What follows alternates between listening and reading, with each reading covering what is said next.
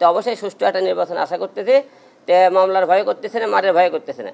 তো মরলে বাঘের লাগার হয়ে মরবো, বিড়ালের লাগার হয়ে মরতে চাই না। যেখানে হামলা করা হোক সেখানে তাদেরকে মুখে সুষ্ঠু তদন্ত করে তাদেরকে বিচার করা হয়, তাহলে নির্বাচনের মাস আমি আশা রাখি সুষ্ঠু একটা নির্বাচন হবে। আসলে জয় লাভ করতে পারবো কিনা জানি না, তবে আমি যে আসনে নির্বাচন করেছি এই আসনে এবার 4বার নির্বাচন, এটা আমার 5ম নির্বাচন।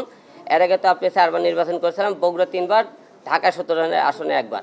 তবে সুষ্ঠু দেব, আপনারা সবাই জানেন আমি বগুড়ার যে 4 আসনে যে নির্বাচন করতেছি এই আসনে কিন্তু বিপুল ভোটে পাশ করেছিলাম, কিন্তু পাশ করার পরেও কিন্তু তারা আমাকে তারা গ্রহণ করেনি। তো এইবারও পাশ করবো কি না জানি না, তবে চেষ্টা, যেহেতু ওই আসনে পাশ করেছিলাম, জনগণের একটা আশা আছে যে হিরো আলমুখ দিয়ে দেশের ক্ষতি না হলেও সে চোর হবে না, বাটপার হবে না, তাকে একবার সুযোগ দাও। তাই আশা রাখতেছি এলাকার লোকজন আমাকে একবার সুযোগ দেবে। প্রতিবার নির্বাচন নিয়ে গান থাকে, নাটক থাকে, এবারও থাকতে পারে, সমস্যা নেই। যেহেতু আমার নাম, যেহেতু মিডিয়া ব্যক্তি, প্রত্যেকবারে হিরো আলমের একটা গান থাকে, এবারও গান থাকতে পারে। আসলে রাজনীতির মাঝে মার, হামলা, মামলা এসব লাগেই থাকে। এখন মনে করেন প্রত্যেকবার যেহেতু মার খেয়েছে, এবার মার খাইতেও পারি, সমস্যা নাই। তো মার খাওয়াতে প্রস্তুত থাকলে, ভয় করলে তো নির্বাচন করতে পারবেন না। তাই অবশ্যই নির্বাচনের মাঠে সাহস নিয়ে এগিয়ে যেতে হবে, যাতে মারের ভয় দূর করি। তাহলে আমি যদি নিজেকে ভয় করি, তাহলে জনগণের সেবা করবো কি আরে? তাই আমাকে সাহস রেখে সামনে এগিয়ে যেতে হবে। তো অবশ্যই সুষ্ঠু একটা নির্বাচন আশা করতেছি। তো মামলার ভয় করতেছে না, মারের ভয় করতেছে না। তো আপনারা সবাই সহযোগিতা করবেন, জোর বিলে মৃত্যু হবে। তো মরলে বাঘের লাগার হয়ে মরবো, বিড়ালের লাগার হয়ে মরতে চাই না। কোনটা?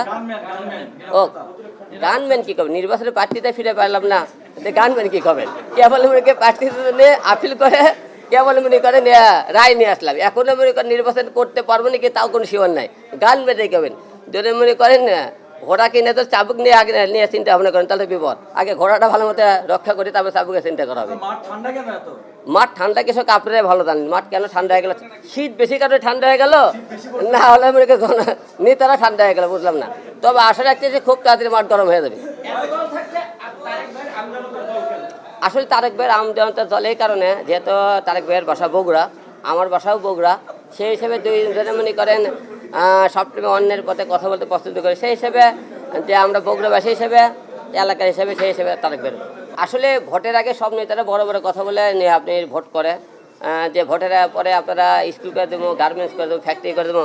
ভোটের পরে কিন্তু কোনো নেতা কথা রাখতে পারে না। তাই আগে বড় বড় কোনো কথা দিয়ে আমরা নির্বাচনে মাঠে থাকতে চাই না। তো ব্যক্তিগত ফলে পরিচয় একটা শব্দ আছে, নির্বাচনের মাঠে ভালো কিছু করতে পারি, জনগণ অবশ্যই আমাদের পাশে থাকে।